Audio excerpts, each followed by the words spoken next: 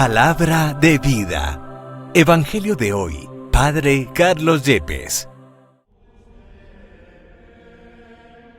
De los Hechos de los Apóstoles, capítulo 13, versículos 44 al 52. El sábado siguiente casi toda la ciudad acudió a oír la palabra de Dios. Al ver el gentío, a los judíos les dio mucha envidia y respondían con insultos a las palabras de Pablo.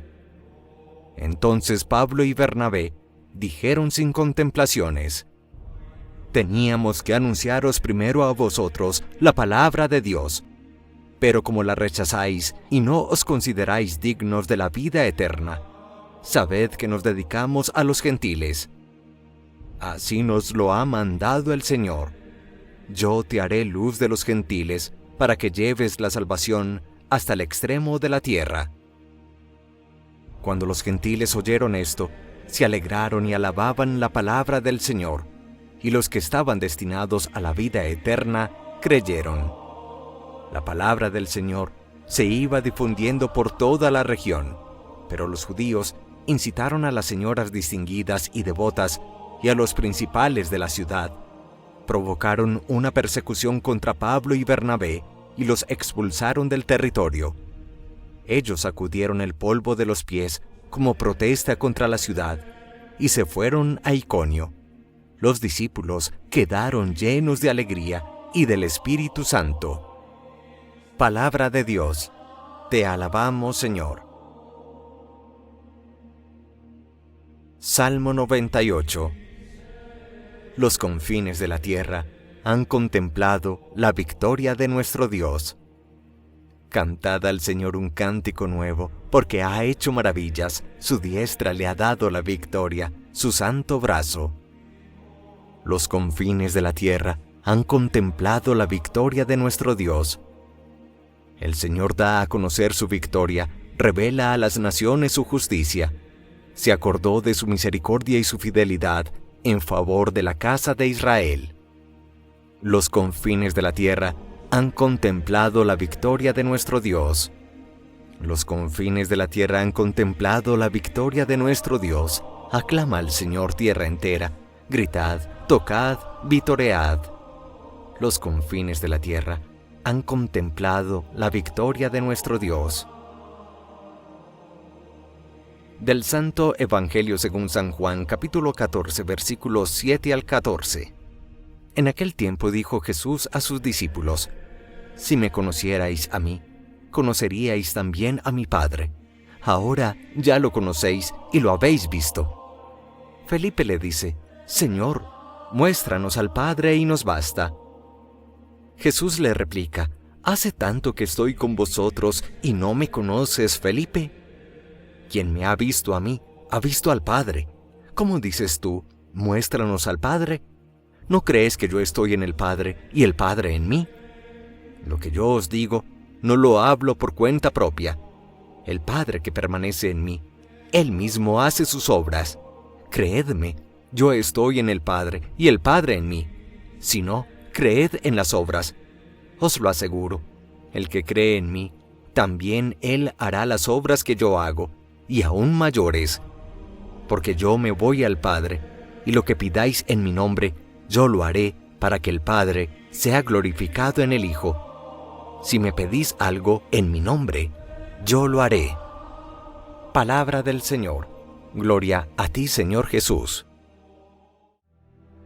El libro de los Hechos de los Apóstoles nos muestra la actitud opuesta y contradictoria entre el mundo, el pueblo judío, el pueblo de Dios, y el mundo y el pueblo gentil o pagano, esto es, los no creyentes. Unos le aceptaban, los no creyentes, los gentiles, otros con envidia se le oponían, lo rechazaban y lo perseguían, el pueblo de Dios. Resulta paradójico. Así en efecto afirmará el libro de los Hechos de los Apóstoles que Pablo, al ver el gentío en la ciudad, se emocionaban escuchando su palabra y por el contrario, los judíos, llenos de envidia, blasfemaban contra Pablo por sus palabras. Sin embargo, él y Bernabé con valentía afirmarán que primero fueron llamados a anunciar la palabra de Dios al pueblo judío, el pueblo elegido, pero como la rechazaron y no se consideraron dignos de la vida eterna, se van a dedicar a los gentiles. En cumplimiento de lo que manda la Escritura, los he puesto como luz del pueblo gentil para que lleven la salvación hasta el confín de la tierra. Y nos dice esta primera lectura que el pueblo o los pueblos no creyentes se alegraban y alababan a Dios escuchando la palabra proclamada en labios de Pablo y Bernabé.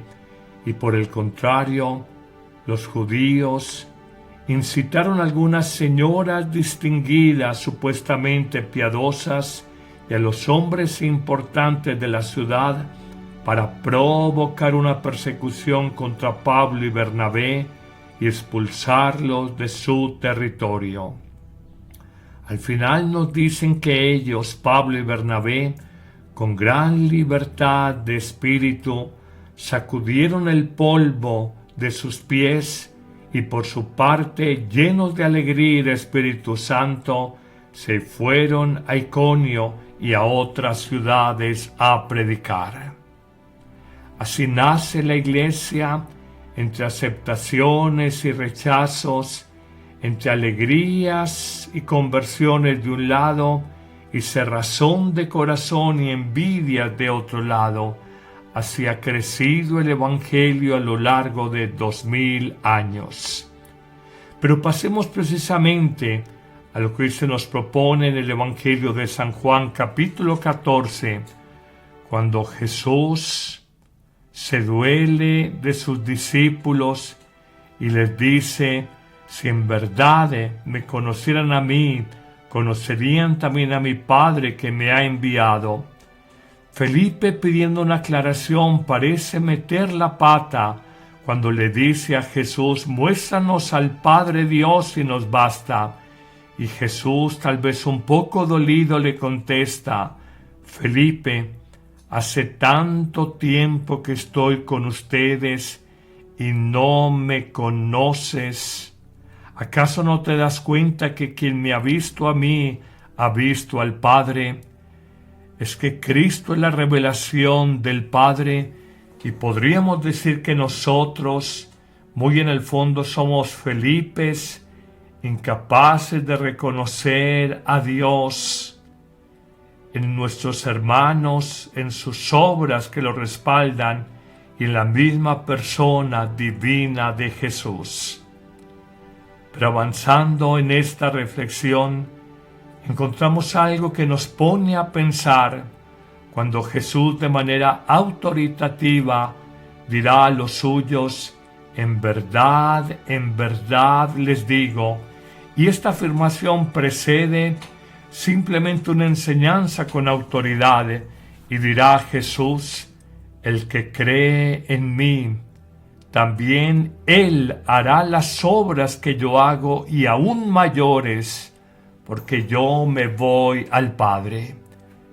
Detengámonos en esta afirmación y pensemos: si nuestra fe fuera cierta, madura, sólida en la persona de Jesús, haríamos las mismas obras de sanación, de liberación, de transformación, de renovación, no solo en nuestra vida, sino en la vida de nuestros cercanos, por ejemplo, nuestra familia. Lo promete Jesús y lo dice de manera autoritativa, esto es con autoridad. En verdad les digo, el que cree en mí, también él hará las obras que yo hago y aún mayores que yo. Increíble, la fe es el gran poder por medio del cual nosotros podemos ayudar a la transformación del mundo. Pero pensamos en otro pasaje evangélico que ciertamente no se lee hoy, en el que Jesús, viendo la falta de fe de los suyos, dice en aquel pueblo, no pudo hacer muchos más milagros porque les faltaba fe. También recordamos otro pasaje evangélico cuando nos dice Jesús, cuando venga el Hijo del Hombre, por segunda vez y definitiva al final de la historia, todavía encontrará fe en este mundo. Lo que era hierba silvestre, cosecha permanente en la generación de nuestros padres y abuelos, la fe que se daba natural, hoy por la tecnología, por la racionalidad, por los discursos que escuchamos sobre todo en redes sociales, en conversaciones, a veces prevenidas, nos hemos debilitado en la fe en el Señor, en la fe en la iglesia fundada por el Señor. No te dejes robar la fe. En mi ciudad, Medellín, hablamos de robar a alguien por cosquilleo, y esto es sacarle su teléfono móvil o celular, sacarle su billetera sin que la persona se dé cuenta de ello, se percate de ello. Así es la fe que se pierde por cosquilleo. Gente buena que no se da cuenta que una serie de televisión, la tecnología que te atrapa en 1000 mensajes, la conversación a veces de gente ignorante que se las da de ilustrada, te pueden robar la fe en Jesús y en su iglesia sin darte cuenta por cosquilleo. Hoy muchísimas personas que dicen no creer, ante la pregunta concreta, ¿qué te ha hecho Dios? ¿Qué te ha hecho la iglesia para que digas que no crees? Siempre recurren a espacios comunes. No me ha hecho nada, pero he oído decir esto, he escuchado lo otro, he visto este documental que dice tal cosa, y yo siempre les pregunto, ¿y has cuestionado cuál es el portal o el noticiero o los dueños de ese canal que hablan en contra de la iglesia? ¿Piensan que esto es gratuito? ¿Piensas que no obedece a una agenda ideológica, trabajada, calculada, meditada, para que tú precisamente pierdas la fe? ¿Piensas que esta seguidilla de escándalos uno tras otro, más allá de que puede haber pecado en la iglesia y lo hay, en el fondo es un magnificar, agrandar, escandalizar tu fe para desanimarte? ¿Acaso no caes en la cuenta que detrás de lo que San Juan llama la mentalidad del mundo hay una hostilidad contra la fe cristiana y buscan deslegitimar, desacreditar, destruir tu fe? No podemos ser tan ingenuos. Nada es gratuito en la vida, nada es gratuito detrás de una noticia. Hay un editor, hay un dueño de un programa, hay unos intereses económicos, hay una agenda ideológica donde siempre hay un veneno contra personas, contra instituciones y concretamente hay una malicia para dañar y deslegitimar la iglesia. No peques por ingenuo, que el Señor hoy te dice que si tienes fe, si no te la dejas robar, harás las obras, los milagros del Hijo y aún mayores, y culminará diciendo que lo que pidan se les dará para que sea glorificado el Padre de los cielos. Que el Señor te bendiga en abundancia en este día, en el nombre del Padre y del Hijo y del Espíritu Santo. Amén. La Eucaristía es el principio y culmen de la vida cristiana.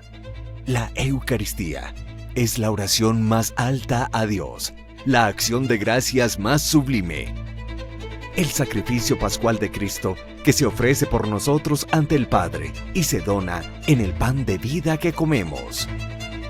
No hay verdadero y profundo encuentro con Cristo, sino en la Eucaristía de cada día. Vívela diariamente en tu parroquia y si no puedes asistir, celébrala con nosotros en YouTube y Facebook Live con el Padre Carlos Yepes y el equipo de sacerdotes que apoyan a Amén Comunicaciones. Te esperamos todos los martes, jueves, viernes y domingo. La Iglesia hace la Eucaristía y la Eucaristía hace a la Iglesia.